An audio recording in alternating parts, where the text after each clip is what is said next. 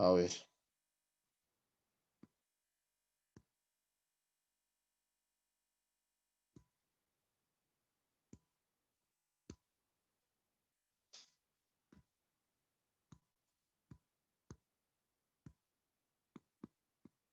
Entonces, bueno, básicamente lo que nosotros queremos es a partir de una densidad en el espacio de fase para n partículas interactuantes que sean indistinguibles, digamos, queremos construir una teoría que nos permita solucionar una ecuación y a través de la ecuación obtener la densidad, ¿cierto? Entonces, esto que yo voy a introducir acá, esto se llama la densidad del espacio fase, ¿cierto?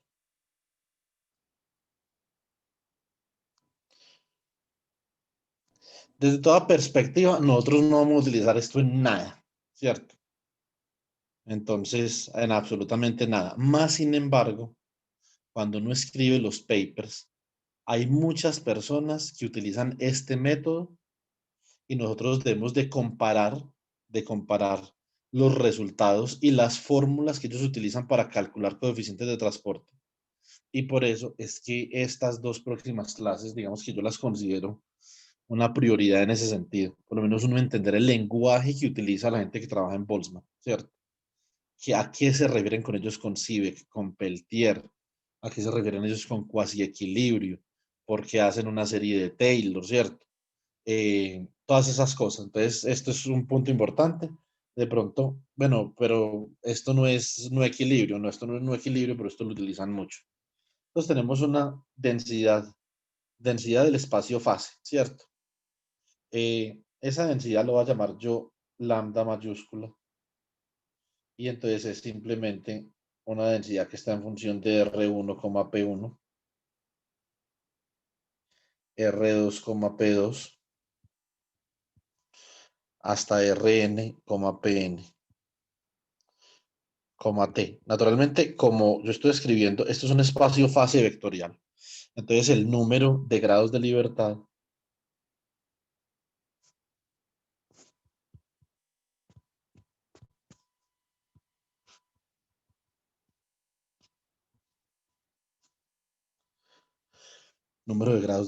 básicamente es 3n, ¿cierto? Entonces tenemos 6n, perdón. Tenemos 3 grados de libertad por partícula en X, Y, Z. 3 grados de libertad por partícula en Bx, By, Bz, que son las velocidades de cada partícula, y tenemos n partículas, ¿cierto? Listo. Entonces, básicamente, lo que nosotros queremos saber es cuál es la probabilidad para encontrar esas partículas en un tiempo determinado, en un volumen del espacio fase que vamos a llamar de omega, ¿cierto? Entonces, esa probabilidad va a ser esta. Entonces, esa densidad R1, P1, R2, P2, Rn, Pn, T si la multiplicamos por d omega, que es el volumen del espacio de fase, ¿sí o no? Y esto lo integramos sobre todo el espacio fase, esto nos tiene que dar 1, porque esa es una densidad, ¿cierto?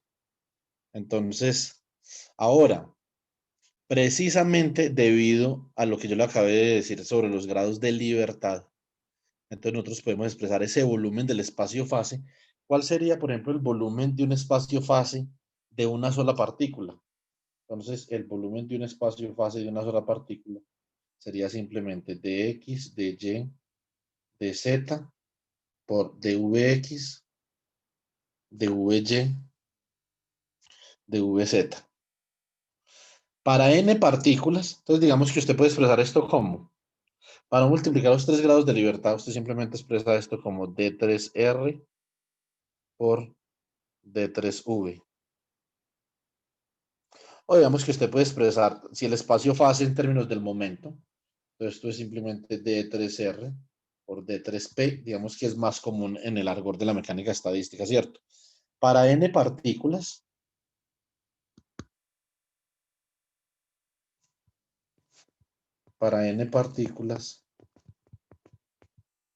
entonces ese espacio fase esencialmente sería esto. Para N partículas sería de omega igual a 1 sobre N factorial, ¿cierto? Por la productoria entre, digamos, J igual a 1 hasta N de D3RJ por D3PJ. Entonces, este sería el volumen del espacio fase donde yo quiero localizar una partícula, ¿cierto? Ahora, lo que yo voy a hacer es, esto es digamos que un pequeño truquito de salón de Boltzmann, esto sí estoy seguro que lo hizo Boltzmann, lo otro no estoy seguro, es que va a definir una función de distribución y a esa función de distribución es a la que le vamos a hallar la ecuación. La función de distribución que va a definir Boltzmann es una función de distribución para una partícula con posición R con momento P, ¿cierto? Y por lo tanto lo que va a hacer es que va a integrar la densidad con respecto al resto de cosas menos con respecto a R y P. Pues, por lo tanto, esa función de densidad, que es la función en términos de la cual va escrita la ecuación de Boltzmann, entonces es esta, F de R, P, T. Que Es sería decir, como una función de densidad reducida para solamente una partícula. ¿Sí o no? exactamente. Como en teoría de probabilidad, esto sería como un marginal, ¿cierto? Exacto, sí. Entonces sería como un marginal, ¿sí o no? Entonces, y así es como se construye la ecuación de Boltzmann. Esto sería igual a quién? A la integral de la densidad que nosotros teníamos. Simplemente reemplazamos R1 y P1 por R, P, R2, P2, Rn, Pn. ¿Por qué diferencial? Digamos, ¿cuál va a ser el elemento diferencial de volumen? Va a ser, ojo acá, 1 sobre n menos 1 factorial. ¿Sí o no? Por la productoria,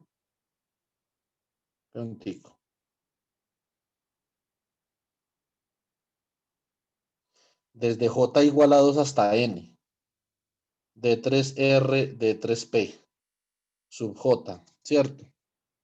Pues yo escribo eso acá más abajo porque eso no me va a caber ahí, eso queda muy apeñuscado.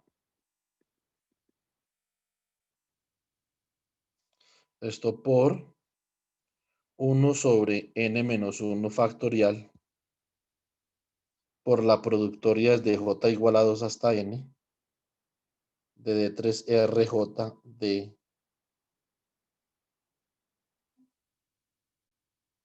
3pj, ¿cierto? Es decir, lo que estoy haciendo ahí es integrar con respecto a todas menos a r y a p, ¿sí o no? Entonces, y realmente, digamos, lo que uno busca acá es que haya una normalización. Entonces, ¿qué vamos a hacer ahí? Para nosotros poder normalizar, ¿sí o no?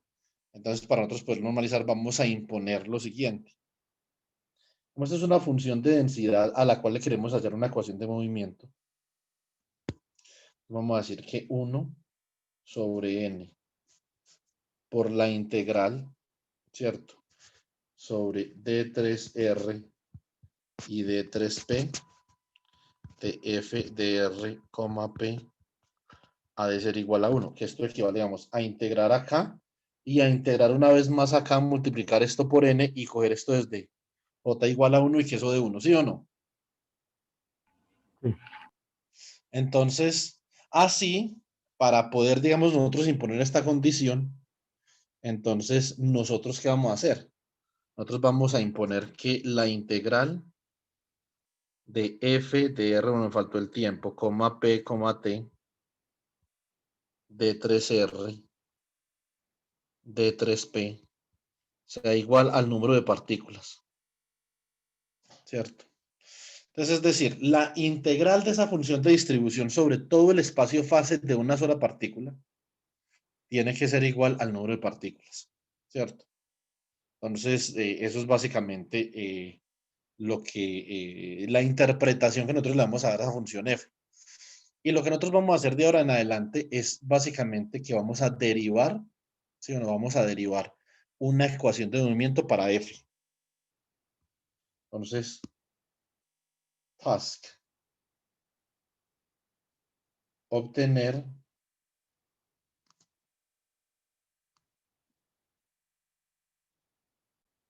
una ecuación de movimiento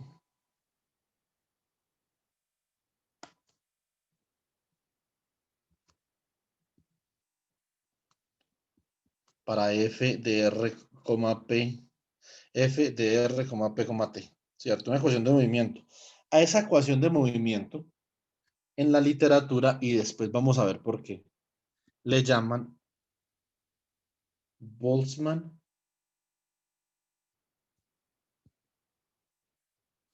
Transport Equation. Entonces, ¿qué es la ecuación de transporte de Boltzmann? ¿Qué será que tiene que ver esta vaina con transporte? ¿Cierto? Entonces, esencialmente, cuando esa función de distribución cambia, ojo al gol, cuando esa función de distribución cambia, significa que hay movimiento de partículas. De alguna forma.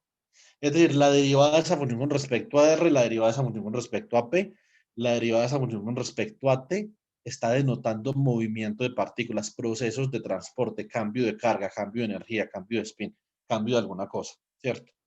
Entonces, para eso entonces uno considera, digamos, el hamiltoniano general para el sistema. Va a ser como algo así. H va a ser igual a la suma desde J igual a 1 hasta N de P sub J al cuadrado. Bueno, eso es una magnitud realmente al cuadrado. Sobre 2M. Como son indistinguibles, pues M es lo mismo, ¿cierto? Entonces, B de R sub J, T. Ese es el hamiltoniano. Entonces, ahora, lo que se puede hacer es que cuando esto está en el límite no interactuante, entonces simplemente la función de densidad con la que nosotros comenzamos, que era ese lambda mayúscula, pues se puede factorizar. Entonces ahora, para derivar una ecuación de movimiento para esta función de distribución, bueno, me imagino que usted ha visto esto varias veces, Mauricio, en mecánica estadística, ¿sí o no? Entonces, Sí, eh, algo, sí. entonces, lo que vamos a hacer es que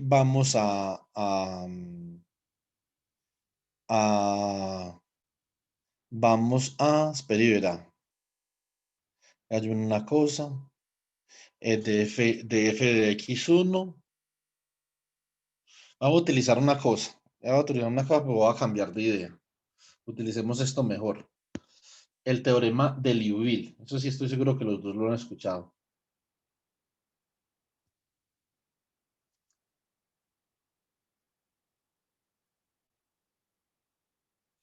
El teorema de Liouville básicamente dice esto, que la variación temporal de esa función de distribución es la variación temporal de esa función de distribución es esencialmente la derivada de f de r, p, t con respecto al tiempo, o sea, la derivada parcial, ¿sí o no? Más la suma sobre alfa de las derivadas con respecto a las componentes. O sea, de f, digamos, de x alfa por de x alfa con respecto a t, ¿cierto? Más la derivada de f con respecto a p alfa por la derivada de p alfa con respecto a t. Entonces, el teorema de Liouville, ¿sí o no? Entonces, lo que nosotros queremos hacer esencialmente es que queremos construir, digamos, esta ecuación de movimiento para esto, saber cómo cambia esto con el tiempo. Como les digo, cuando hay un cambio con el tiempo en esta ecuación, entonces eso ya nos está dictando transporte. Ya hay transporte, algo está pasando con la densidad Eso significa que hay un campo eléctrico aplicado y está desplazando carga, hay un campo magnético aplicado y está desplazando spin, hay un gradiente de temperatura aplicado y está desplazando energía. Bueno, alguna cosa está pasando, ¿cierto? Entonces, nosotros, digamos, podemos hacer una cosa acá, espera y verá. Esa sumatoria sobre alfa, por ejemplo. A ver, es que yo hice esto de otra forma, entonces, es que esa otra forma requiere, digamos, unas matemáticas que de pronto yo todavía no le he enseñado a Mónica. Entonces, hagámoslo por acá. Entonces, la derivada con respecto a f, de f con respecto a x alfa por la derivada de x alfa con respecto a t. La derivada de una de las componentes de x con respecto a t es esencialmente que es una velocidad, ¿sí o no? ¿Cierto? Entonces, como si fuera la velocidad en alfa. Esta es la suma sobre alfa de df de x alfa, producto punto ahí, o producto punto no, simplemente con una velocidad, no, sin producto punto, porque esto es una suma. Entonces después va a ser un producto punto, entonces por b sub alfa. Como esto es un producto punto, como esto es una suma, esto se convierte en un producto punto. ¿En qué se convierte esto? Se convertiría, por ejemplo, en df de x por vx más df de y por vy más df de z por vz. Y esto básicamente son las componentes del gradiente multiplicadas por las componentes de la velocidad, ¿sí o no? O sea, esto es un gradiente con respecto al vector posición r de f producto punto con la velocidad, ¿sí o no? Por lo tanto, la sumatoria sobre alfa de df de x alfa por dx alfa dt simplemente se puede expresar como el producto punto entre el gradiente con respecto al vector posición de f de rp, coma t, producto punto con el momentum dividido m, que es la velocidad. ¿Listo?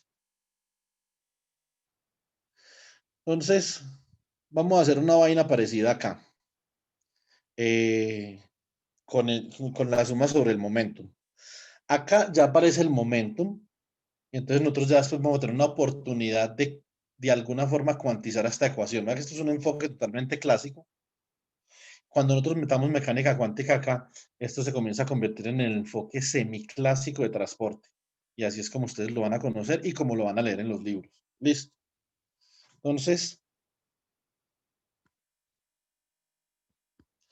la suma sobre alfa de df de P alfa por la derivada de P alfa con respecto a T. Bueno, la segunda ley de Newton, ¿qué me dice que es la derivada del momento con respecto al tiempo?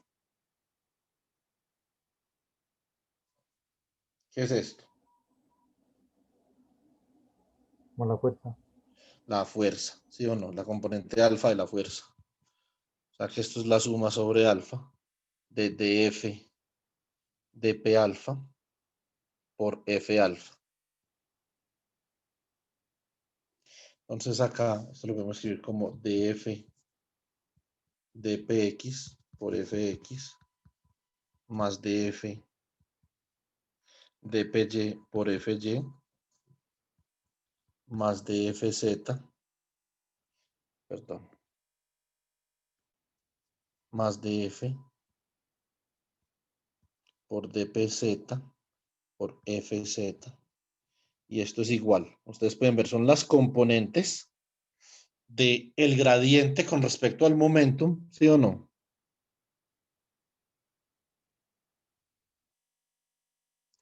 Producto punto con la fuerza.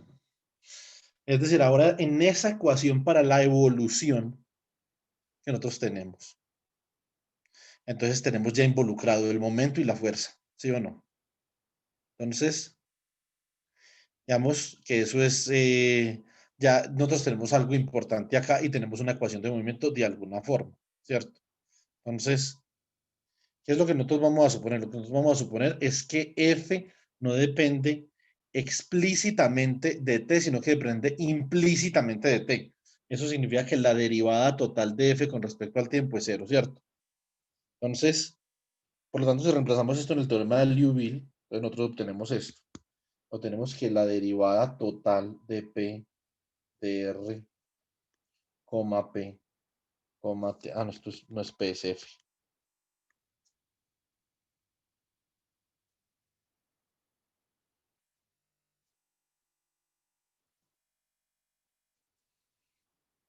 Entonces, esto es igual a ¿quién? A la derivada parcial de f de r, p, t, con respecto a t, más la suma desde alfa igual a 1 hasta 3 de df de x alfa por dx alfa con respecto a t, más df dp alfa por dp alfa con respecto a t.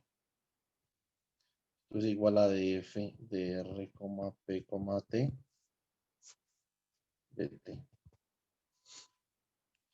Más, entonces, el gradiente con respecto a una coordenada r de la función de distribución, producto punto con el momentum sobre la masa, más el gradiente con respecto a p de la función de distribución, producto punto con la fuerza. Y esto es igual a 0. Digamos que aquí ya nosotros hemos llegado a una ecuación de Boltzmann de alguna forma, ¿sí o no? Vamos, si uno, digamos que lo podría ver de esa forma. Y entonces nosotros nos podemos preguntar,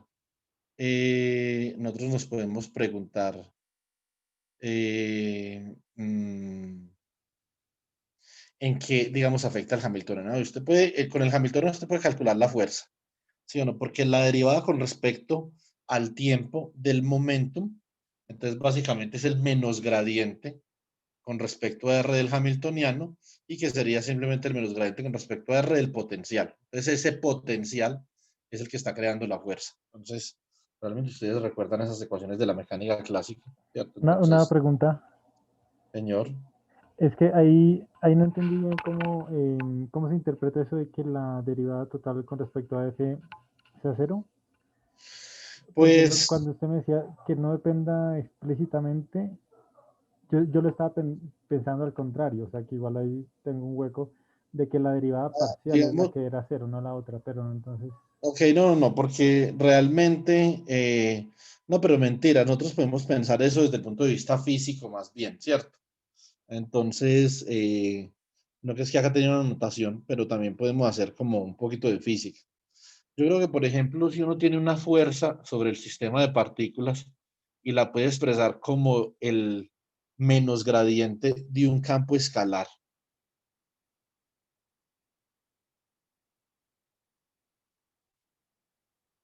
como es conservativo, entonces esa función, la variación temporal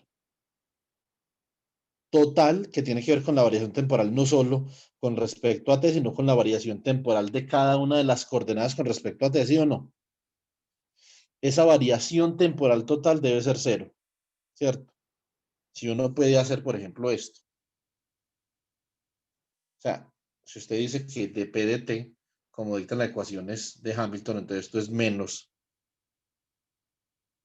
el gradiente del hamiltoniano, y esto como el hamiltoniano depende de p y del potencial, esto simplemente es igual a menos el gradiente del potencial, ¿cierto? Si uno puede expresar esto así, entonces nosotros estamos hablando de un campo conservativo, ¿sí o no? Entonces, y los campos conservativos tienen la característica que la derivada temporal total de su función de distribución es cero, ¿cierto? Entonces, yo creo que en este momento así es como lo vería yo. Yo no sé ustedes qué opinan ahí con respecto a eso. vale. Mm. Entonces, otra forma de escribir esa ecuación, bueno, hay varias formas de escribir la ecuación. Si usted tiene, por ejemplo, un potencial, por ejemplo, el oscilador armónico, alguna cosa, Entonces, esa ecuación que nosotros acabamos de obtener, utilizando esta ecuación de Hamilton, simplemente la podría escribir así, vea, df de t, ¿cierto? Df de t más el producto punto entre el momentum dividido la masa y el gradiente de f, ¿sí o no? Con respecto a r, menos este gradiente de acá, menos el gradiente con respecto a r del potencial, producto punto con el gradiente con respecto a p de la función de distribución. Daría como una ecuación de Boltzmann de transporte, ¿cierto? Ahora, lo que uno tiene que hacer es básicamente pensar qué sucedería. De pronto esto, me imagino yo, Mauricio, que esto aclara un poquito la panorámica. Pues no sé qué pensará usted al respecto. Pero que, Lo que veo es que yo no sé si se puede ver por ese lado, pero bueno, igual no. De que igual teníamos la integral, no sé, la integral ahí igual es respecto a R de 3R y de 3P es N, pero bueno, eso es independientemente del tiempo, ¿no? Eso ya es otra cosa, eso es otra cosa, ¿no? Que sí, o siempre sea, se eso tiene que cumple. ser constante, Sí, sí. Mauricio, pero, a no ser de que nosotros aquí no hemos considerado otras cosas, ¿sí o no? Si nosotros, por ejemplo, consideramos que esto es una cosa que está muy clara dentro de la teoría, ¿qué pasa? Que si usted piensa, Mauricio, ¿qué posiblemente pueda hacer esa derivada diferente de cero? Es decir, ¿qué puede hacer que este proceso sea no conservativo? ¿Cuál es el origen del no conservativismo? Recuerdo lo que hablábamos ayer. ¿Qué es lo que nosotros hablamos ayer? Nosotros hablamos ayer de la disipación. Cuando hay disipación, entonces ya tenemos un sistema no conservativo, ¿sí o no? Sí. Y nosotros hablamos de los diferentes orígenes de la disipación. ¿Se acuerda cuáles eran? Nosotros mencionamos tres básicamente. Sí, dijimos que era, por ejemplo, la colisión electrón con las vibraciones de la red, Sí. con las impurezas y la colisión entre electrones. Esas eran las tres. ¿Era Entonces, esa? en ese caso, esto sería un sistema físico no conservativo, ¿sí o no? Sí. Porque esas colisiones, digamos que serían una fuerza de no conservatividad ahí. O sea, usted no podría expresar en ese caso, Mauricio, usted no podría expresar la fuerza como el menos gradiente de una función potencial.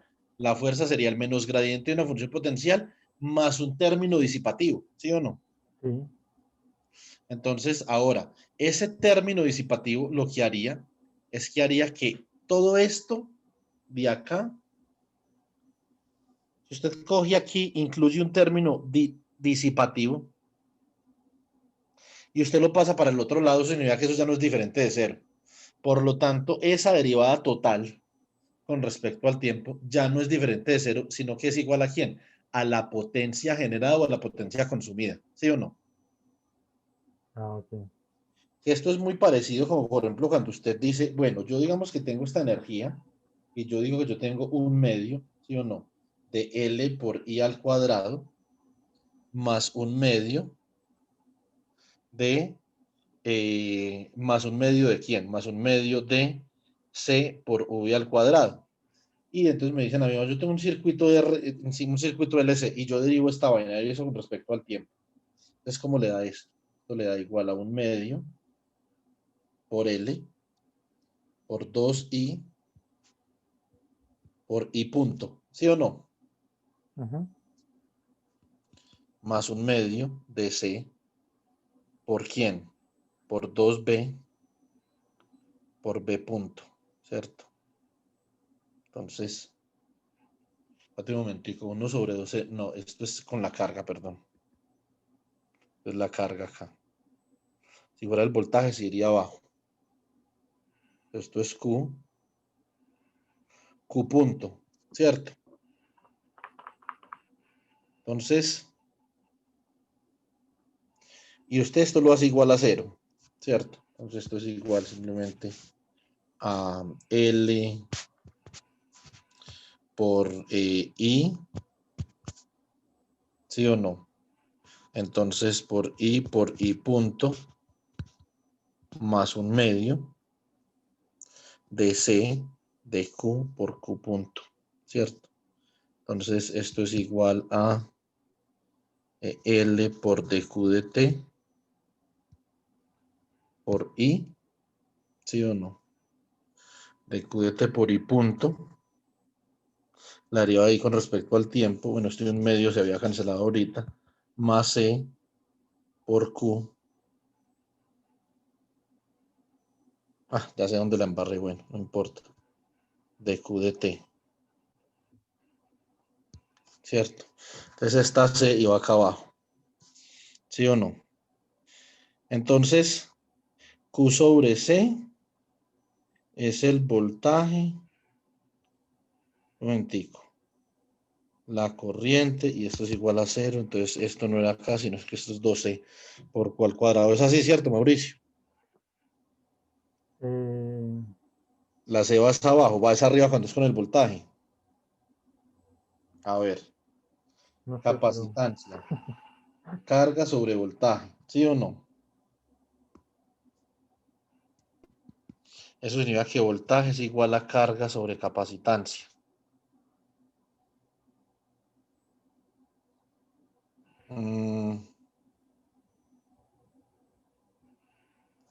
Sí, entonces más o menos así es la cosa.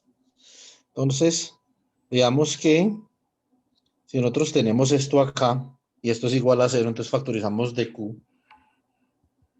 Entonces esto es dq de t que multiplica a L por di de t más q sobre c, ¿sí o no? Y esto es igual a 0. De acá entonces usted dice la corriente es dq de t, o sea que esto es L segunda derivada de q con respecto al tiempo más q sobre c igual a 0, ¿cierto? Divida todo por L. ¿Usted qué le queda? Segunda derivada de Q con respecto al tiempo, más 1 sobre LC por Q igual a 0, y esto es omega cuadrado, ¿cierto? Entonces, esto es la ecuación de un oscilador armónico para la carga en un circuito de este estilo. Tiene una capacitancia acá y tiene una inductancia acá. Y simplemente usted comienza a transferirse energía sin disipación. Entonces, ¿qué pasaría? Eso es igual a 0 ahí, ¿sí o no? ¿Qué pasaría si esa derivada no es 0? ¿De dónde tiene que venir un término para que esa derivada no sea cero? Tiene un término disipativo. ¿Cuál es la derivada en ese caso? Vamos, ¿cuál sería la derivada ahí de la potencia? ¿Cierto? pues Entonces, sería I esa por B, derivada, ¿no? ¿cómo? Entonces, la derivada de la potencia ahí, si la potencia es I al cuadrado R, ¿sí o no? Entonces, digamos que ahí esencialmente lo que nosotros tendríamos es que la derivada con respecto al tiempo sería 2i, primera, 2i, i punto, ¿sí o no? Por r. Entonces de acá vendría el término disipativo, esto sería i al cuadrado de r, que es la potencia. Entonces, pero esto habría que multiplicarlo por el tiempo, bueno, no sé cómo sería esta parte acá, pero entonces, porque como esto es potencia, no es, esto es potencia y lo que tenemos acá es energía, entonces tendríamos que incluir ahí el tiempo de alguna forma, ¿cierto? Sí, sería simplemente Entonces, I por B, que es la potencia. sí, pero I por B sigue no siendo una energía, ¿sí me entiende? ¿A qué me refiero Ah, yo? no, I por B ya es la derivada. ¿Qué es lo que usted puso de I cuadrado de R? Ya es la derivada, ¿no? No hay que Sí, derivarla otra sí, vez. sí, sí, sí, exactamente, tienes razón. Entonces acá I por B, entonces cuando usted dice entonces D de T sería igual a I por B, ¿cierto? ¿Sí o no? ¿Y sería I por B o menos I por B? Espera un momentico, no sería I por B, sería I por R o no. No, porque sería un voltaje, no sería I por B. Entonces si esto sería igual a la segunda derivada de la carga con respecto al tiempo más 1 sobre LC. No, porque, espera un momentico. Es que es la cosa que espera que me confundí un segundo. Esta vaina. Entonces, a ver, la derivada con respecto al tiempo, entonces dio de Q de T, ¿sí o no? ¿Que multiplica a quién? Entonces, este de Q de T, dl de I de T más Q sobre C, ¿cierto? L de I de T más Q sobre C, ¿sí o no? Entonces, acá tenemos esto. Y esto aquí, entonces, tendría que ser igual a ver si yo derivo. Entonces, me quedaría aquí. Esa derivada sería una pérdida, porque estoy disipando, o sea, sería una menos dq de t, que sería I punto. Entonces, esto sería, a ver. Pues sería I por R, entonces derivo. Tendría que dar acá dq de t por I por R. ¿Sí o no? Eso significa que si paso esto para el otro lado, entonces, ¿cómo me queda esto? Esto me quedaría dq de t, factor dl de I de t, más q sobre c, más I por R, igual a 0, ¿cierto? De otra forma, esto me quedaría dl, segunda derivada de q con respecto al tiempo, más r por la derivada de q con respecto al tiempo, más q sobre c. ¿Sí o no?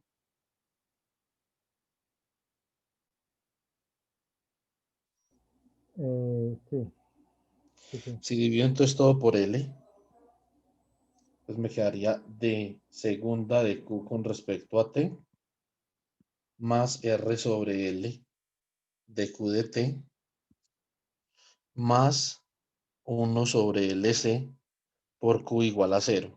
Entonces, esto de acá se podría escribir como q dos puntos más 2 zeta omega n, ¿cierto? Más omega n, bueno, por q punto, más omega n cuadrado por q igual a 0, donde este es el coeficiente de disipación de la energía que viene de R, ¿cierto? Entonces, cuando yo introduzco un término de forma tal que la derivada de esa energía sea diferente de 0, entonces digamos que este término viene acá de la parte disipativa. Si no hay parte disipativa, entonces el término es 0. Ahí más o menos quedó bien la cosa, ¿cierto, Mauricio?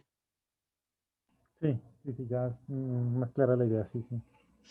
Entonces, desde este punto de vista también, cuando esto sea diferente de 0, simplemente qué es lo que se hace convencionalmente, y esto es lo que ustedes digamos que deben de encontrarse o a lo que ustedes se deben de enfrentar en los papers. Es que esta vaina de acá, como esto todo es igual a la derivada total de f con respecto a t, que en condiciones conservativas es igual a 0. O sea, más p sobre m producto punto del gradiente de r con respecto a r de f. Digamos, coloquemos esto acá más la fuerza. Pues, como ya no es conservativa, entonces digamos que ya no tiene mucho sentido hacer eso, ¿sí me entiende? El gradiente con respecto a p de f de rp, t. Y esto ya no es igual a 0, eso es diferente de 0, ¿cierto? Eso va a ser igual a una cosa. Esa cosa tiene un nombre.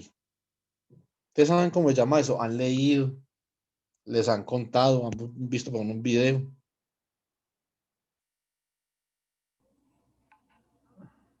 Estaba pensando,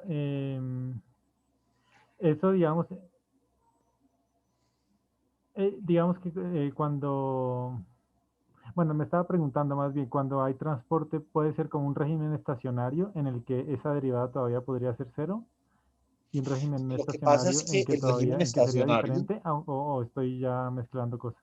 no, lo que pasa es que no, lo que pasa es que el régimen estacionario implica una cosa en equilibrio, ¿cierto? En equilibrio. Es lo que yo le explicaba a Jalil el otro día. Tiene que hablar de los regímenes, usted tiene que hablar de no equilibrio, tiene que especificar varios tipos de no equilibrio a los que usted puede referir. Uno de esos es si es equilibrio estacionario o no estacionario, ¿cierto? Entonces, el equilibrio estacionario no implica que las cosas no cambien con el tiempo. Eso no implica eso. Lo que implica es que la densidad no cambia con el tiempo. Es distinto, ¿cierto? Entonces, y eso sí está, digamos que muy bien axiomatizado matemáticamente, ¿cierto? Entonces, para eso uno, por ejemplo, puede ver digamos que los criterios de estacionalidad que se ven en el libro de Shamugan de Random Processes o en el libro de Random Processes and Probability de Anastasios Papoulis, ¿cierto? Eso está supremamente bien axiomatizado. ¿Qué es estacionalidad y qué no? Y tiene que ver con la densidad. Ahora, en este caso, Mauricio, digamos que lo que sucede es que cuando usted está en el régimen estacionario, típicamente uno de los paradigmas de la mecánica estadística que trata con eso, dice que en el régimen estacionario todos los intercambios de energía que se iban a dar ya se dieron, ¿cierto? Entonces, en el régimen estacionario, diría uno que uno está otra vez en un régimen conservativo, ¿sí o no? Entonces ya la energía que usted iba a disipar, disipó, y si usted, digamos, parte de la energía que usted tiene en el régimen estacionario, en el régimen estacionario es un sistema conservativo. Uno puede ver esto, por ejemplo, de esta forma. ¿Cuál es esa escalacita que yo acabo de dibujar ahí?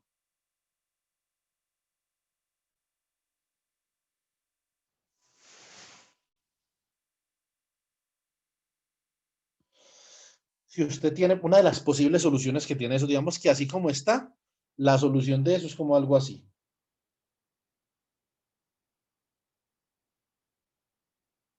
¿Sí o no? Sí, sí, un oscilador Ahora, amortiguado. claro que eso depende pues de cita. Entonces, en este caso estamos hablando que cita es Sí, menor, estrictamente subamortiguado. menor que Bueno, no me 1. acuerdo cómo se llamaba. Sí, amortiguado, pero Subamortiguado, no tanto, sí. subamortiguado, ¿cierto? Específicamente cuando nosotros estamos acá, cita puede ser aproximadamente igual a 0.7, ¿cierto? Entonces, ¿qué es cita? Cita,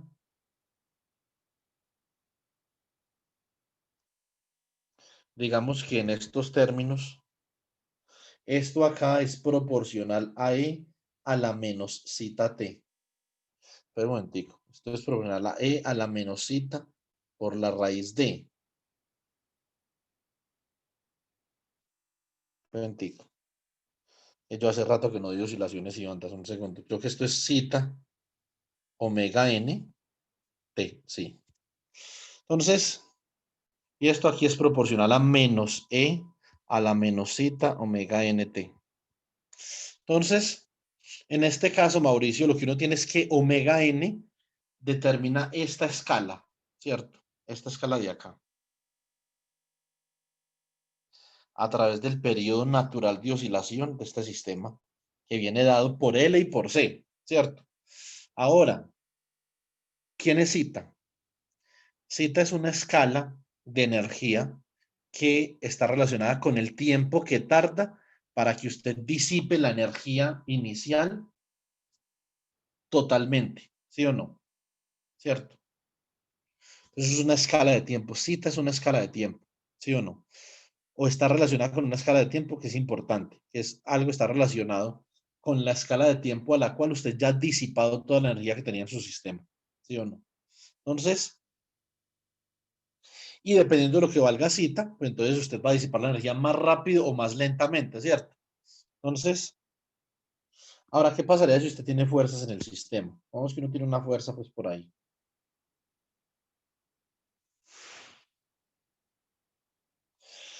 Si uno tiene una fuerza por ahí, digamos que uno tiene una fuerza escalón. Entonces, mira,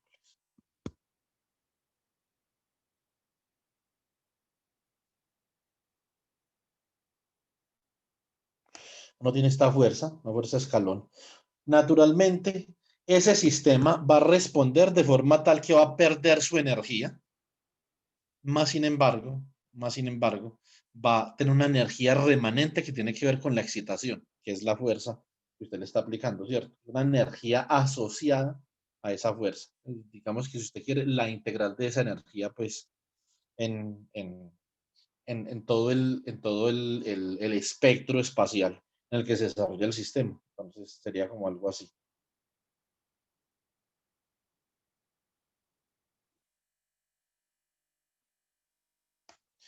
¿Sí o no? Ahora, si esa excitación es sinusoidal, si esa excitación es sinusoidal, esto en el régimen permanente va a tender a comenzar a oscilar según la frecuencia según la frecuencia de la excitación. En el régimen permanente, cuando usted ya está en el régimen permanente por acá, digamos que esto esté permanente, de forma tal que el transitorio ha desaparecido en ese T sub P. Dicho de otra forma, toda la energía, toda la energía que usted tenía inicialmente se ha disipado antes de T sub P. O sea que cita, si está asociado a una escala temporal, ese tiempo con el que está asociado cita es menor que T sub P, ¿cierto? Ya se ha disipado todo eso. En ese momento, como yo lo interpreto, es que usted ya, digamos, está en un régimen en el que usted puede volver a hablar de conservatividad, ¿sí o no? Porque ya todos los procesos que tienen que ver con disipación han desaparecido, esas escalas temporales que tienen que ver con la disipación han desaparecido y sobrevive como digamos, lo reza la teoría de los sistemas dinámicos, sobreviven las escalas temporales más largas y las escalas temporales más cortas desaparecen, ¿cierto? Entonces, y esas escalas temporales más cortas en este problema son las escalas de disipación. Pero el problema de estacionariedad, como yo lo veo, bueno, y como lo ven, digamos, varios autores, pero me refiero a mí específicamente en este momento. Entonces, una vez usted alcanza el estado estacionario, implica, para usted alcanzar el estado estacionario, que usted ha disipado toda la energía que podía disipar según las interacciones de origen disipativo que usted tenía en el sistema. Y solamente sobrevive la escala más larga de tiempo, que es la escala conservativa, ¿sí o no? Todo lo que le queda a usted después de esa escala conservativa es lo que no se disipó. Entonces, en ese momento, la densidad, después de eso, la densidad es constante y la derivada total de F será cero. Ahora, en la teoría de Boltzmann, esto que yo acabé de escribir acá, chicos, tiene un nombre. Eso se llama la integral de colisión.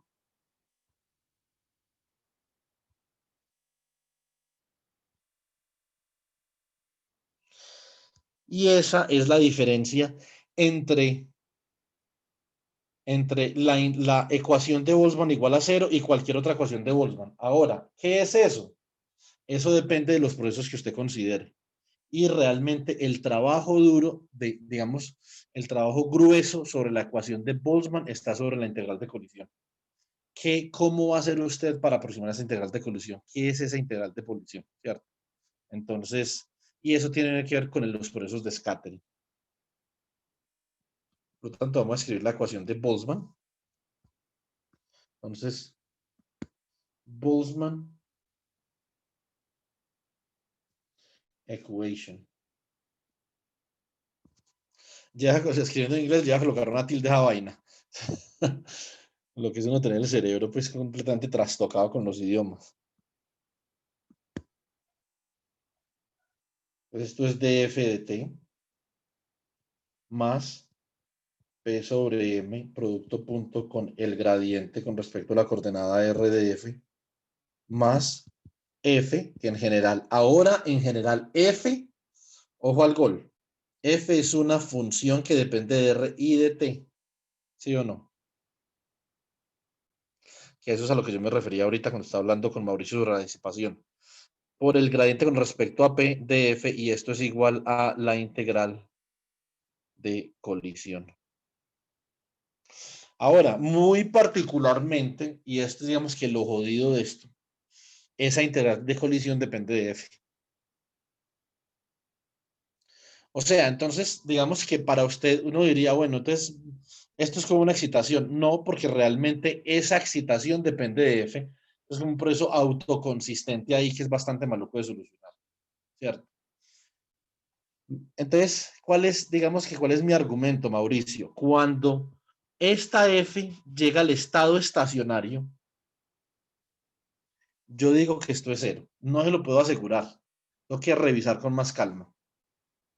Pero yo digo que cuando esa F ya no fluctúa, sino que es una F que es constante, está en el estado estacionario y los procesos disipativos han pasado, domina la escala de tiempo más longeva comparada con las escalas de tiempo más cortas y los procesos de colisión que dan origen a la disipación, que están codificados en esa integral de colisión, ya no contribuyen a F.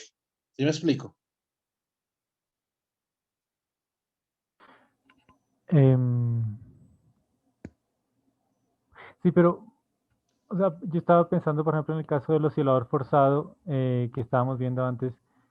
Digamos que F, creo que es, digamos, ese término de forzamiento, dirían esa F que está ahí en el medio de la ecuación subrayada. Entonces, esa F no tiene que llegar, digamos, a ser constante, sino que hay, o sea, digamos que va oscilando, pero ya luego el sistema se ajusta de tal forma que eso es en total cero, después de que ocurre toda la disipación, o todo más bien todo el transiente. Tiene todo el transitorio, sí, tiene razón.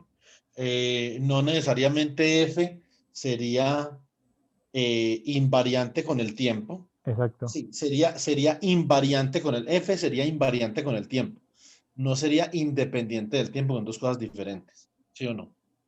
algo así, sí. Entonces, pero no sería invariante con el tiempo. Más bien al revés. Sería invariante con el tiempo, pero no independiente del tiempo. O sea, F, su valor seguiría dependiendo del tiempo. Más sin embargo, su densidad espectral sería constante con el tiempo. Sí, como una onda, que fuera la misma onda, mejor dicho.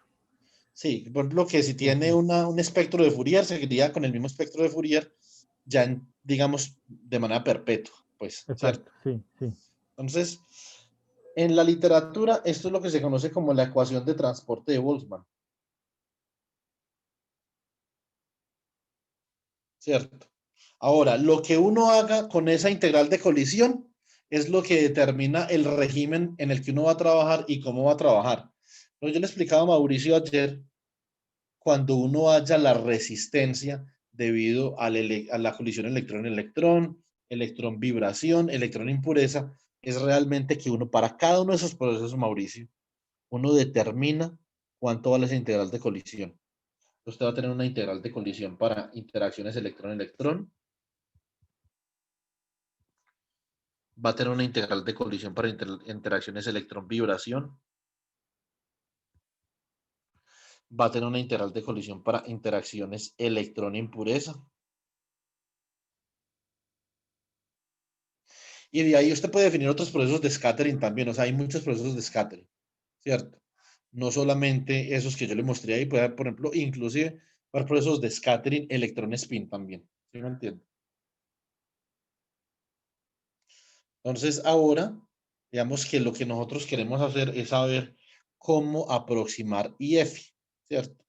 Queremos hacer a IF de forma tal que nosotros podamos obtener una forma de la ecuación de Boltzmann que nos sirva para hacer alguna cosa. Entonces, una de esas cosas es, por ejemplo, calcular la integral de colisión para este proceso, o para este proceso, o para este, o para el proceso que usted quiera. Simplemente usted tiene que saber cómo calcular esa integral de colisión. Ya les voy a mostrar. Digamos que las formas generales como calcular una integral de colisión, aquí es donde hay mucha mecánica cuántica. Digamos que aquí ya esta ecuación comienza a tener una naturaleza semiclásica, ¿cierto? Y nosotros no vamos a ir hasta allá, como le dije a Mauricio. Esto yo lo voy a ver en el curso de estado sólido. Yo ya tengo, inclusive esto lo tengo preparado en diapositivas. Cuando veamos esto en el curso de estado sólido, yo se los hago llegar. Eh, pero es bastante largo, pero bastante, ¿cierto? Entonces, calcular esas integrales de colisión para esos procesos requiere que por ejemplo, Fermi's Golden Rule, ¿cómo dirás en español, Mauricio? ¿Usted sabe? La regla de oro de Fermi, yo lo he La escuchado regla de oro así, de Fermi, eso. sí. Y en la traducción de Entonces, Sakurai creo que está, bueno, ahora no sé si me estoy confundiendo, pero creo que sí, sí, sí. como yo decía, es que la regla dorada de Fermi, y eso nada como todo raro, No, la regla de oro, sí. la regla de oro. Entonces, ¿y por qué? Porque, ¿para qué se utiliza la regla de oro de Fermi? La regla de oro de Fermi se utiliza uno calcular una probabilidad de transición gamma que sea proporcional, ¿sí o no? A el bracket entre un estado final y un estado inicial de un proceso que lo va a representar por el operador t al cuadrado, ¿cierto? Entonces, supongamos que en el estado inicial usted tenía un momento, digamos, P', y en el estado final usted tenía un momento P. Eso significa que usted cambió su momento de P a P', ¿sí o no? O usted tenía un momento inicial, digamos P, y ahora tiene un momento inicial P'. Significa que usted cambia su momento de P a P', ¿cierto? Ahora, si la probabilidad, ponle cuidado a esto, que esto tiene que ver con reversibilidad. Y la reversibilidad tiene que ver con la conservatividad, ¿sí o no? La conservatividad tiene que ver con la disipación. Y los procesos disipativos son irreversibles. Entonces, si el proceso no es disipativo, la probabilidad para que usted, digamos, transite durante un proceso de P' a P es la misma para que usted transite en un proceso de P a P', ¿cierto? Por lo tanto, si usted define la integral de colisión, esa integral de colisión usted la define, y de F, la define como la suma sobre P'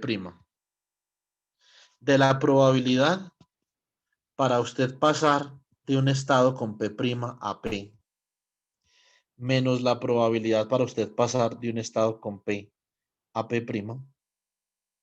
Si este proceso es no disipativo, eso es cero, ¿sí o no? Y entonces volvemos a la ecuación de Boltzmann inicial que teníamos, ¿cierto? Entonces, bueno, Mauricio, ¿cómo la ve? Bien. ¿Tiene sentido ese pedazo o no? Pues lo que veo aquí es que, digamos que esta parte de calcular la integral de esta IF, ¿cómo es que se llama? La integral de colisión, para calcular esta integral de colisión, estaba pensando que uno, digamos que tiene que meter como ingredientes adicionales al sistema, ¿no? O sea, por ejemplo, digamos que O estamos, usted tiene que conocer usted tiene que conocer al hamiltoniano, tiene que conocer los procesos que usted va a considerar, ¿cierto? ¿Cierto? Si, por ejemplo, es la integral electrón-electrón, la integral de colisión electrón-electrón, usted tiene que conocer el modelo de Hubbard, ¿cierto? Si usted es la integral, por ejemplo, la integral de colisión electrón-vibración, entonces tiene que tener el hamiltoniano de la integral entre el electrón y la vibración y la constante de acoplamiento lambda. Entonces, esas cosas las tiene que conocer, ¿cierto? Ahora, esto es una formulación clásica, chicos. La mecánica cuántica, ¿en dónde entra acá? O la mecánica clásica, usted lo puede hacer de las dos formas. Entra en la forma como usted calcula estas probabilidades para estos procesos. ¿Sí o no? Ahí es donde entra la parte de la mecánica cuántica o de la mecánica clásica, es donde esto se vuelve semiclásico o no semiclásico. Ahorita, cuando veamos una de las aproximaciones para esa integral de colisión, vamos a ver, ahora sí, ¿cierto? Entonces, digamos que eso es básicamente lo que nosotros podemos hacer. Mm, esa, hay una forma, ¿cierto? De uno, a ver, hay una forma de uno calcular esto, en donde uno queda con uno solo de esos términos y queda con la integral de colisión, ahí sí en términos de la función de distribución a la que nosotros debemos de calcular acá, a la que debemos de llegar, ¿cierto? Entonces, ya les voy a mostrar cómo se hace eso.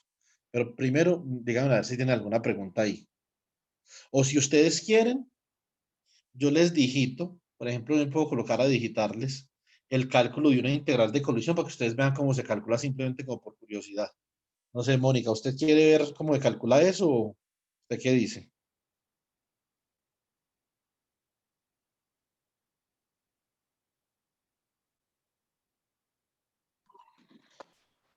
Profe, me repite un momento, es que está escuchando entrecortado, no le entendí bien lo que dijo al final.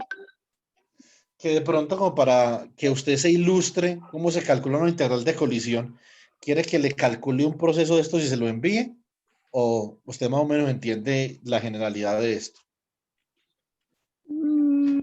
Pues me gustaría ver como un proceso y tenerlo como más claro, profe. Entonces yo se lo calculo. Yo le calculo el proceso y se lo mando a Mauricio también, ¿cierto? Eso lo puedo hacer el domingo por la tarde, y ya el sábado no, porque el sábado cumpleaños mi esposa, pero el domingo sí lo puedo hacer. Entonces, igual eso no es importante, ni siquiera para lo que nosotros, mentiras, de pronto hay algunos papers donde hacen eso, pero casi no, porque es calcular, o sea, calcular esas integrales de colisión es un dolor de cabeza. Más sin embargo, venga, yo miro a ver qué proceso podemos calcular Sí, por yo estaba acá. pensando que igual que Mónica, que de pronto podía ser bien mirar un ejemplo, pero no sé si ya... Sí, pero bueno, digamos que no sé si, o buscar uno en No, un libro o algo así. Y luego o tenía sea, una otra pregunta, sí. un ejemplo que podemos hacer es que podemos hacer los procesos de scattering, electrón impureza, ese es el proceso que yo veo que es como el más sencillo. Y que llegamos a la misma conductividad de Drude, ¿sí o no? Que llegamos el día de ayer, ¿cierto? Porque la conductividad de Drude realmente es un valor al que uno llega de diferentes formas. Ayer llegamos utilizando la ecuación de la fuerza y llegamos utilizando simplemente un método fenomenológico bastante trivializante, ¿cierto? Y llegamos a la misma expresión. Acá podemos llegar a la misma expresión también para la conductividad debido a la colisión electrón-impureza. Ese es un ejemplo que podemos hacer. Ahora, ¿yo qué diría? Yo diría esto. Pero y verá, ya les voy a contar qué diría yo. Yo diría, ay, Cristo, que esto también, espérate. Sí, efectivamente hay integrales de colisión. Porque a mí me pusieron en el curso en el primer curso de Estado Sólido que yo me pusieron a calcular 6 integrales de colisión distintas. Esas vainas son durísimas, no son durísimas, son muy largas de calcular, muy extensas, pero yo diría lo siguiente, mame cuidado. Yo creo que podríamos hacer un integral de colisión que nos sirva para conceptualizar cosas de transporte cuántico que vamos a ver más adelante. Yo creo que sería un buen ejercicio. Por lo tanto, yo propongo que calculemos, yo se las voy a ir calculando, entonces me van diciendo cómo les va apareciendo el cálculo. Propongo que calculemos la integral de colisión para el proceso electrón-vibración o electrón-fonón. Y entonces para eso les voy a mandar unas notas que tengo sobre la interacción electrón-fonón para que ustedes miren cuál es el origen de la interacción electrón-fonón. Ya ustedes, cuando ustedes se sientan, digamos que afianzados con esa interacción, hacemos este cálculo y ¿qué determinamos? Determinamos conductividad, ¿cierto? Determinamos la conductividad en un régimen que obtengamos una conductividad parecida a la conductividad de Drude y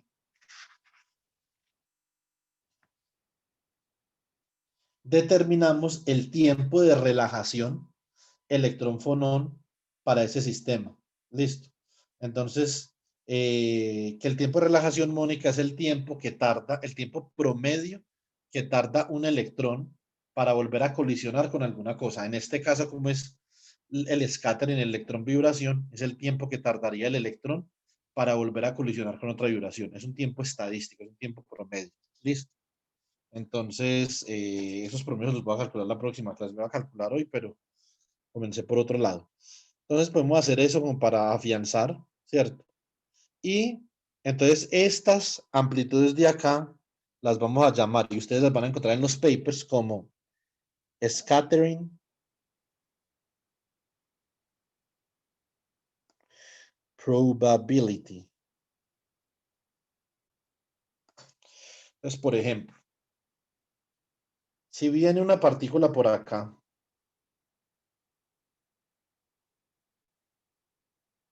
a ver si los hago así, viene una partícula por acá y viene una partícula por acá. Y esas partículas hacen scattering. Digamos que esta tenía un momentum asociado con K y esta tenía un momento asociado con K'. Entonces, cuando estas partículas hacen scattering, aquí en este centro de scattering, va a haber un intercambio de momentum Q, de forma tal que una partícula gana Q y la otra pierde Q. Eso es clarísimo, ¿sí o no?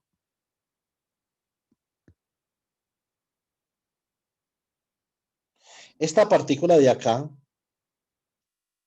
ganó momento angular equivalente a h barra por q. Más sin embargo, esta partícula de acá perdió un momento angular equivalente a q. Entonces, ¿qué pasó en este proceso? En este proceso, el estado inicial para la partícula 1 era un estado con quasimomentum K'. El estado inicial para la partícula 2 era un estado inicial con momentum K. El estado final para la partícula 1 entonces es un estado con momentum K' más Q. Y el estado final para la partícula 2 es un estado con momentum K menos Q, por ejemplo, ¿cierto? Entonces, digamos que esto es lo que uno se refiere a scattering. Cuando yo hablo de scattering, de pronto Mónica, para que, no sé si eso, digamos que la confunde un poquito, porque yo sé que usted todavía no ha visto scattering y no creo que lo vaya a ver. Entonces, cuando nosotros hablamos de scattering, Mónica, básicamente que hablamos de una interacción que cambia el estado, ¿cierto? Usted venía antes de la interacción entre estos dos electrones. Aquí en este punto, usted venía con unos estados iniciales. Y después de la interacción, queda con unos estados finales donde cambió el momentum, ¿cierto? Usted lo que tiene que hacer, Mónica, es calcular esa probabilidad de scattering que vemos acá para que usted cambie específicamente de P, perdón, de P', o de P a P'. ¿Sí me hago entender?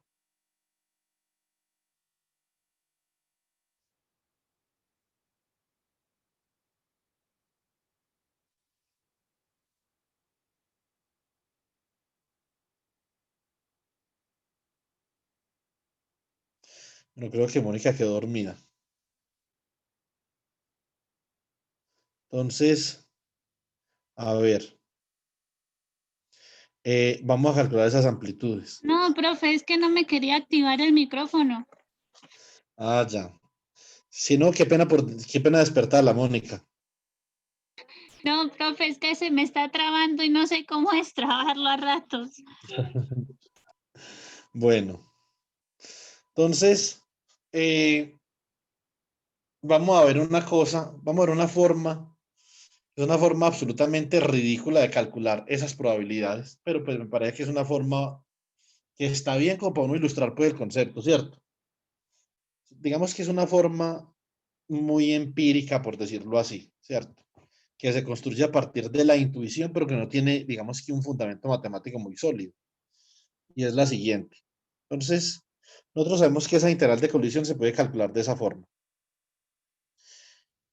Si nosotros vemos una cosa, nosotros, por ejemplo, vamos a ver esto. Vea.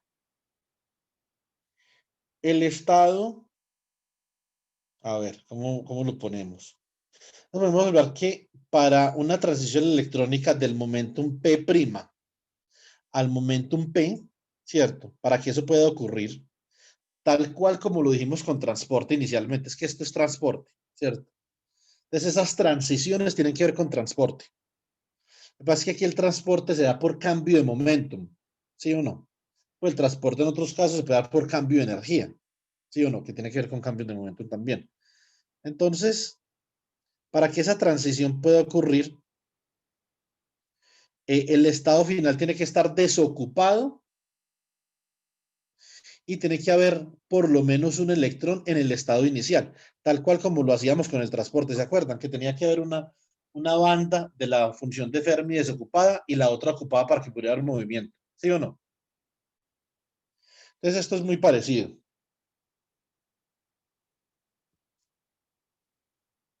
Nosotros tenemos acá, por ejemplo, que el estado final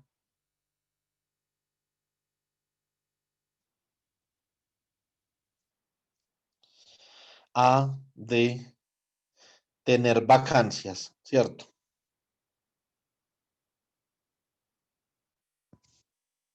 ¿Sí o no? Y el electrón en el estado inicial, o tiene que existir por lo menos un electrón en el estado inicial. Debe de existir un electrón en el estado inicial, ¿cierto? ¿Qué significa eso? Básicamente, eso significa lo siguiente. Que, veamos, si yo voy a calcular la amplitud de scattering, por ejemplo, W, para ir de P a P', ¿sí o no? Entonces, esencialmente, lo que yo tengo que tener acá es que yo voy a multiplicar esto por una W cualquiera, pues una W ahí. Ahorita les digo qué es eso. Es una omega para ir de P, acá estamos de P a P', y entonces esto va a ser por una constante h al cubo por la función de distribución R, P, T, que representa la ocupación del estado P, ¿sí o no? El estado P debe de estar ocupado con cierta probabilidad. ¿Cómo sé con qué probabilidad está desocupado el estado P'? Pues entonces yo resto acá 1 menos h al cubo por f de R, P', T, ¿cierto? Esto de acá representa una vacancia, porque es 1 menos la función de distribución, ¿sí o no? Entonces, para de P a P', ¿cierto? Ahora, de P' a P, P' ha de estar ocupado y P ha de estar desocupado, ¿cierto? Entonces, W de P' a P. Entonces, esta omega de P' a P. P ha de estar, P' ha de estar ocupado, o sea que esto es H al cubo por F de R, P', T. Y P ha de estar desocupado, o sea que esto es 1 menos H al cubo F de R, P, T. ¿Sí o no? Entonces, ahora, digamos, si yo calculo esa integral de colisión que yo tengo ahí, entonces voy a decir que la integral de colisión es igual a W, ¿cierto? De P' a P menos W de P a P'. Esto es igual a, esto es un cálculo larguito. Entonces, esto es omega de P a P', ¿cierto?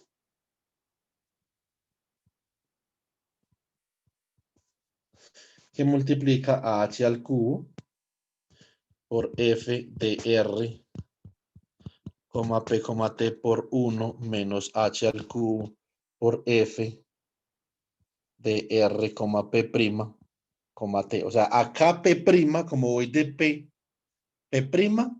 en este caso, por un momentico, yo creo que la embarré.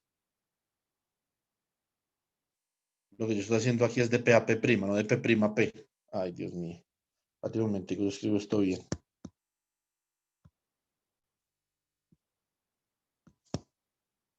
Esto es omega, ¿cierto? Esto es omega de P' a P. Por lo tanto, el que tiene que estar ocupado, ¿quién es? El estado con momentum P'. Entonces lo multiplico por la función de densidad que me representa la ocupación. Y acá lo multiplico por la vacancia en un estado con momentum P, que es 1 menos H al cubo por F de R, P, T. Ahora le resto esta probabilidad de acá de scattering, que es la probabilidad para que yo comience en P y termine en P'. Menos omega de P a P'. Entonces necesito tener ocupado el estado con momentum P y desocupado el estado con momentum P'.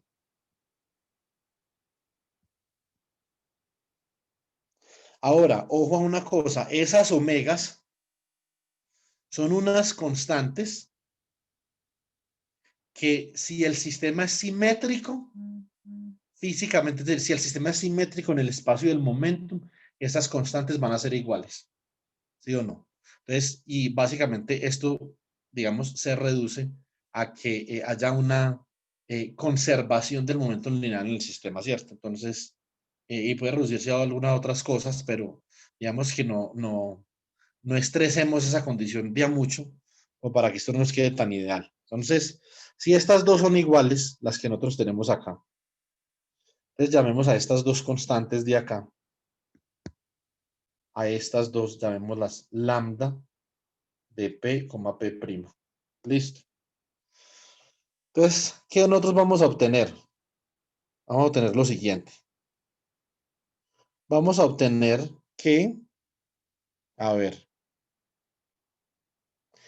h al cubo por esta f en P' menos h al cubo por esta en P, ¿cierto? Y la otra, las otras dos van a ser iguales, porque esta va a ser el producto h a la 6 de f de P' por f de P menos, o esta es menos, ya va, más h a la 6 por f de P por f de P'. O sea que esas dan 0. Por lo tanto, la integral de colisión para ese proceso simplemente es la suma sobre P' de lambda de P, P' por h al cubo que multiplica a f de R, P', T menos f de R, P, T. Miren una cosa curiosa, chicos. Nosotros llegamos a la misma forma estructural para esa integral de colisión que llegamos para la corriente en términos de la función de Fermi. Recuerden que la corriente en términos de la función de Fermi es simplemente un parámetro energético multiplicado por la diferencia de las funciones de Fermi de los dos electrodos. Entonces, digamos que este proceso, desde el punto de vista estructural, tiene mucha pinta de proceso de transporte. Tiene que haber la diferencia entre funciones de densidad, entre los estados de momentum, entre los que yo quiero transportar partículas. Yo creo que una partícula se vaya de P a P' o de P' a P, por lo tanto esas dos funciones de densidad tienen que ser diferentes. ¿Eso está clarito o no? Yo no recuerdo cuál era la que decía de los de Fermi. Entonces, vea, en la primera clase Pero nosotros bueno, tuvimos, sí, ahorita ya no sé si lo alcanzamos a hacer, pero nosotros teníamos acá los electrodos, Mauricio, como así.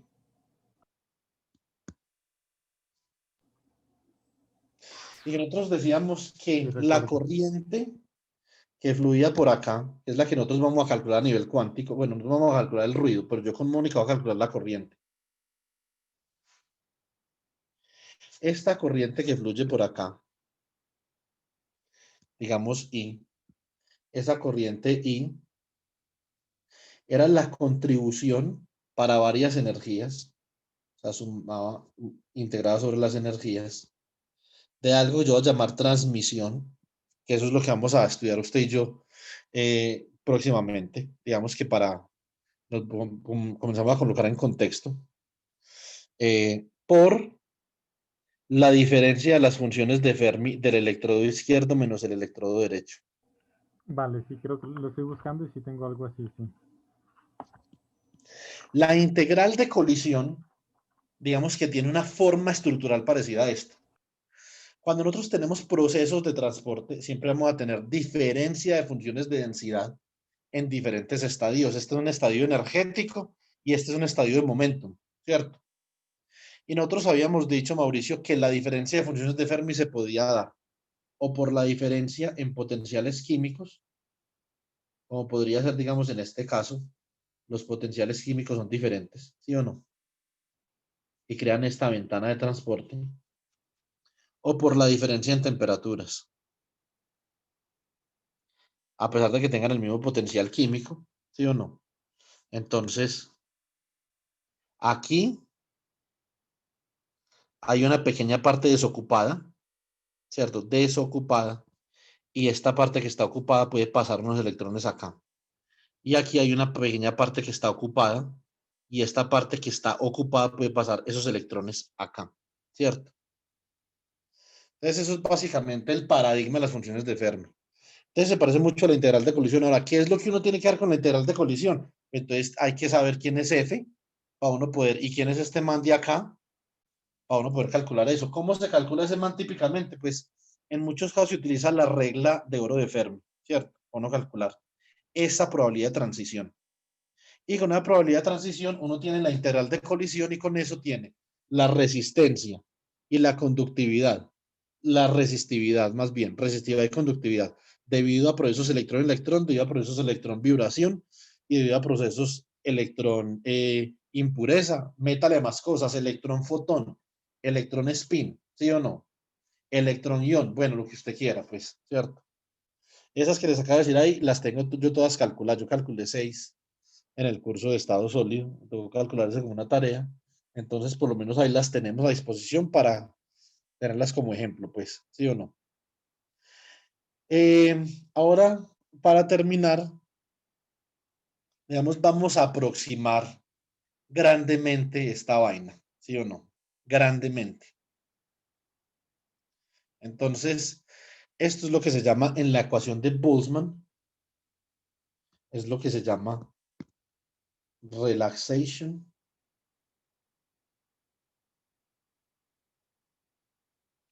time approximation.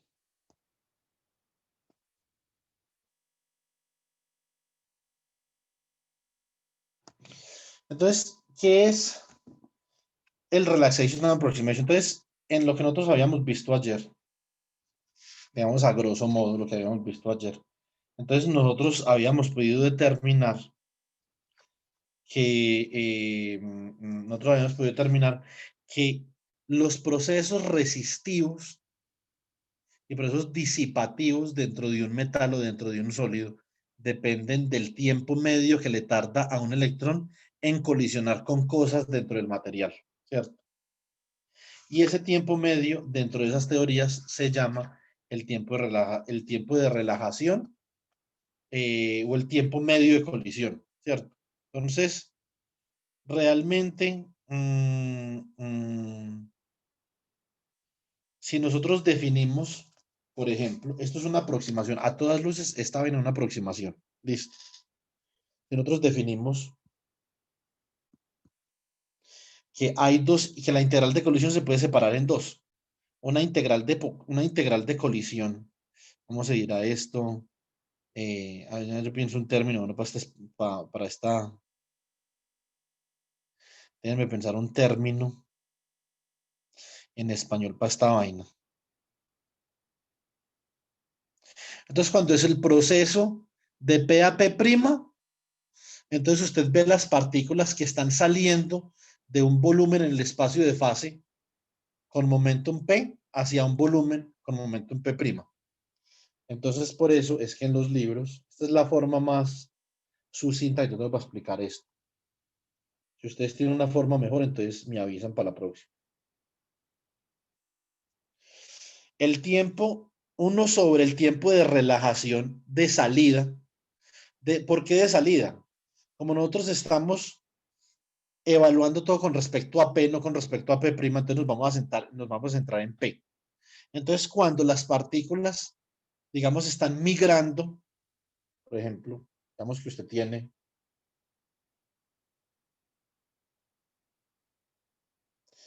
este volumen en el espacio fase, esto es dpx, dpy, perdón, dpz, y esto es dpy, ¿cierto? Mentiras. Esto es dpy, dpz, y esto es dpx.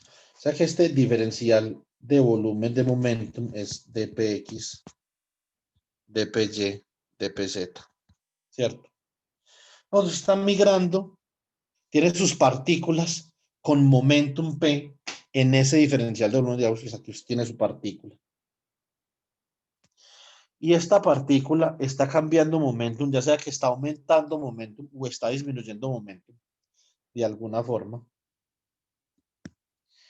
Y va a quedar en esa partícula ahora va a quedar confinada en este volumen en el espacio fase, que será dpz, dpy, prima, naturalmente, y esto es dpx prima. Este volumen es d3p prima, ¿cierto? Igual a dpx prima, dpy prima, dpz prima, ¿cierto? Entonces, como nosotros vemos el proceso de salida, es que nosotros vemos que esta partícula está saliendo del volumen en el espacio fase con momentum p al volumen en el espacio fase con momentum p'. Ese tiempo de transición, el tiempo que le toma a esa partícula de cambiar el momentum para pasar de p a p', entonces lo vamos a llamar t out de p. Porque va a ser un tiempo que en general va a depender del estado actual en el que se encuentra. Y va a haber un tiempo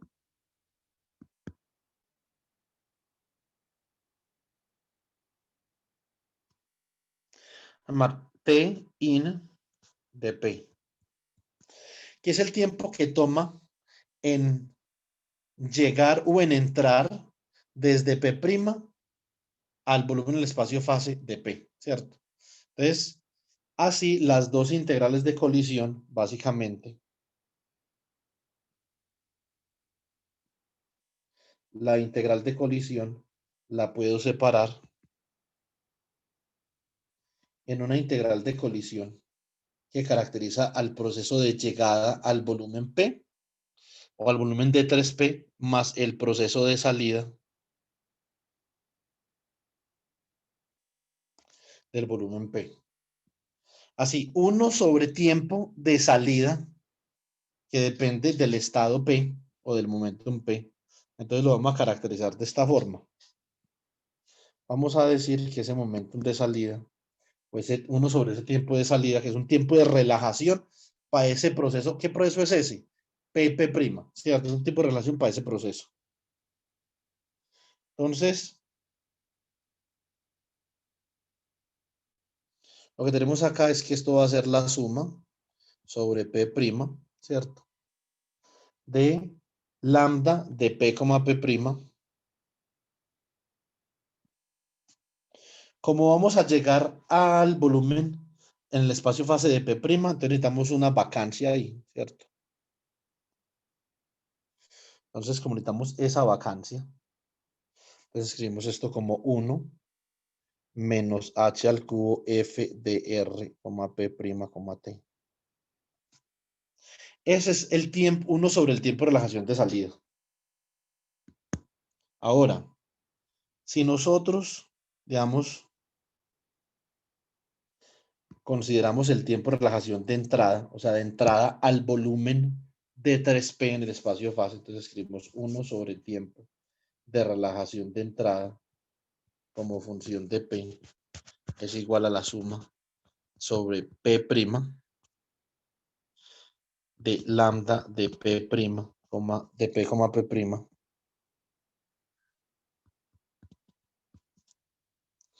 Ahora necesitamos una vacancia en el volumen de 3P' para poder llegar ahí. Ahora, como vamos a salir del volumen de 3P', necesitamos es una ocupación en ese volumen. O sea que lo multiplicamos por h al cubo f de r, P, ¿cierto? T. Entonces, eso es básicamente lo que nosotros tenemos y así, digamos que nuestra integral de colisión, ¿cierto? Entonces, nuestra integral de colisión la podemos expresar convenientemente de la siguiente forma.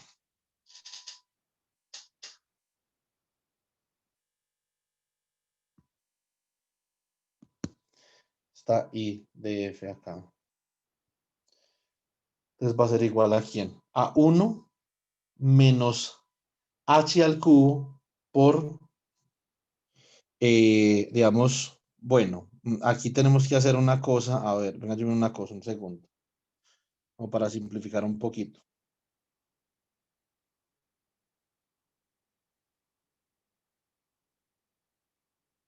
Mm,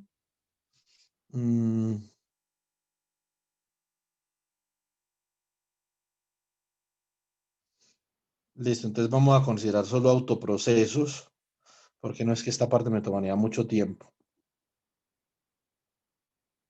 Lo que yo necesito es llegar a esa IF.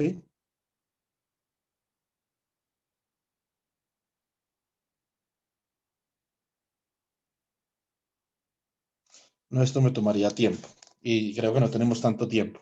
Vamos a hacer una cosa. Con lo que nosotros hemos hecho acá, ustedes miren la sección 6.1.4 del libro de Fuxian Han y entonces demuestren, para que no nos tomemos tanto tiempo, que ustedes pueden llegar a esta integral de colisión, a una integral de colisión que es ¿Sección qué, profe? el libro de Fuxian Han. Yo ahorita te lo mando, Mónica, Ah, ok, profe. porque yo creo que usted no lo tiene. Mm, Entonces, para que ustedes más o menos vean cómo llegar a esta integral de colisión para escribir la ecuación de Boltzmann en una forma que se llama la forma de la aproximación del tiempo de relajación. ¿Listo? O sea, Boltzmann Equation in the Relaxation Time Approximation. Esto sería como la función de distribución que nosotros queremos hallar menos una función de distribución F0 de R, T, que es la función de distribución en equilibrio, dividido un tiempo de relajación como función del momento. Ese tiempo de relajación, y aquí es donde viene la física, es el tiempo que le toma al sistema físico, al sistema de transporte, para pasar desde una función de distribución en un tiempo arbitrario, f de r, p, t, y volver o relajarse a su equilibrio f0 de r, t.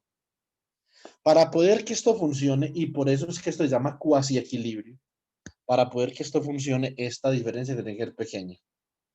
Esto no puede ser muy grande, si no, eso no funciona.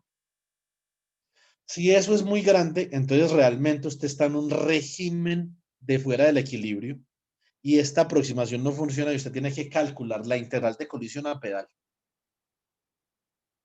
Ahora, si la desequilibración del sistema es tal que eso es demasiado grande, ni siquiera puede utilizar la ecuación de Boltzmann, ¿cierto? Entonces, ni siquiera puede utilizar la ecuación de Boltzmann porque los procesos que usted está considerando dentro de esa ecuación, digamos, tienen algunas particularidades que hacen de que usted no pueda calcular de forma independiente de las variables de estado termodinámicas esa constante que nosotros decimos que era lambda de P, P'. Entonces lo explico cuando estemos viendo la parte cuántica, la explico de pedazo.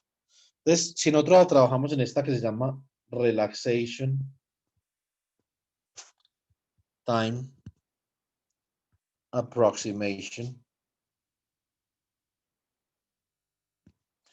for Boltzmann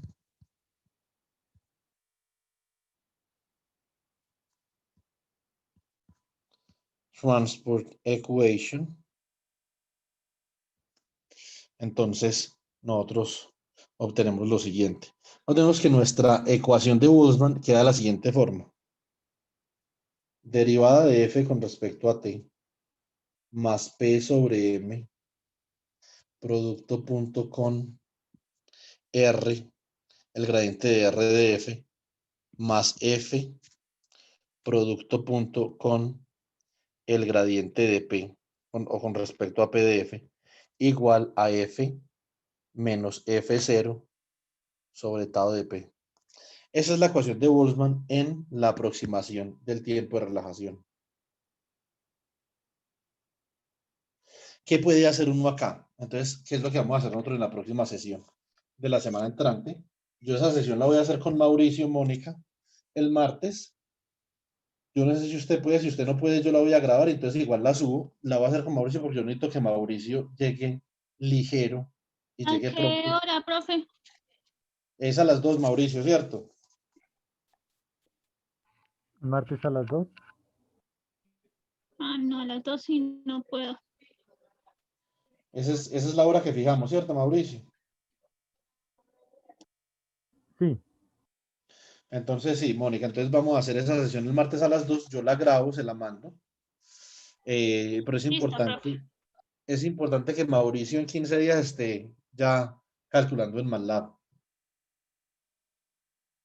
Entonces, porque yo también fui estudiante de doctorado y esa es una vaina esencial. Cuando uno comienza a calcular y a ver gráficas, uno se quita un peso de encima como unos bultos de cemento. Ya ve uno que la cosa va avanzando. Pero mientras uno, digamos que está llegando a ese punto, a donde, digamos, uno está como cogiendo el tirito a las cosas, digamos que eso siempre es una época, un tiro complicado. Yo no sé a usted cómo le parece eso, Mauricio.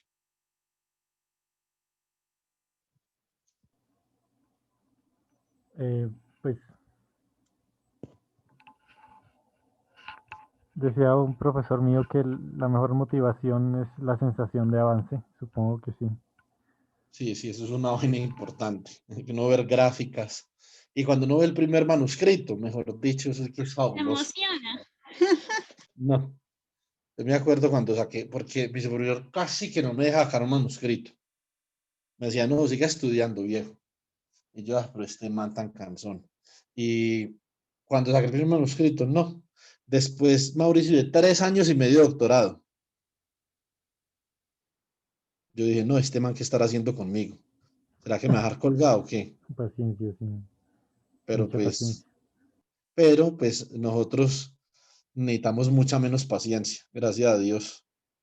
Entonces, como es que yo no era físico, me de tiempo, entonces la cosa era como complicada. No, Mauricio, uno puede hacer varias cosas acá. Primero que todo, una cosa que hacen es Mauricio y Mónica, que P lo reemplazan por H barra por K. Entonces resulta que acá nosotros ya estamos metiendo mecánica cuántica, ¿cierto? Una mecánica cuántica muy elemental, supremamente elemental, pero al fin y al cabo mecánica cuántica, ¿sí o no? Y esa fuerza de ahí, chicos, típicamente la pueden hacer igual a menos E por el campo eléctrico, ¿sí o no? Menos E por el campo eléctrico más,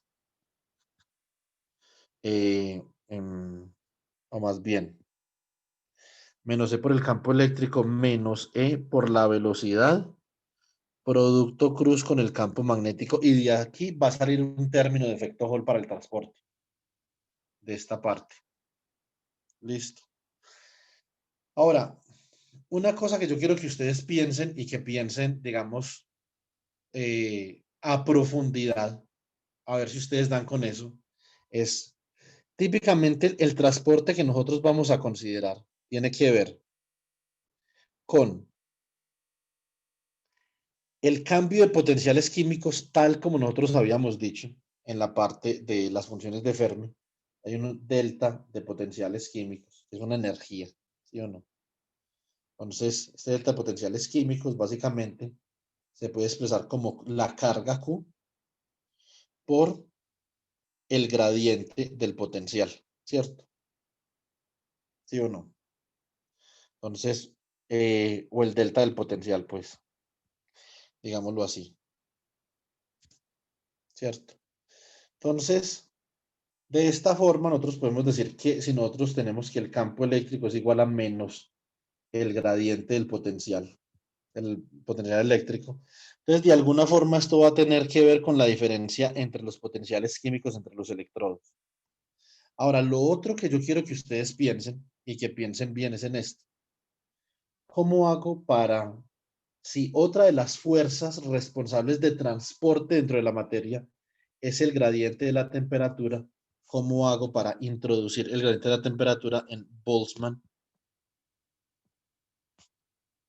Transport Equation? Y Mónica, necesito que piense en esto profundamente, aprenda a pensar con profundidad en estas cosas. No superficialmente, sino con mucha profundidad. Usted estuviera cogiendo una pala y estuviera desenterrando una muñeca con la que usted jugaba cuando tenía 4 años. Entonces cabe y saque tierra, cabe profundamente en este tema. Este tema a nivel conceptual es muy importante.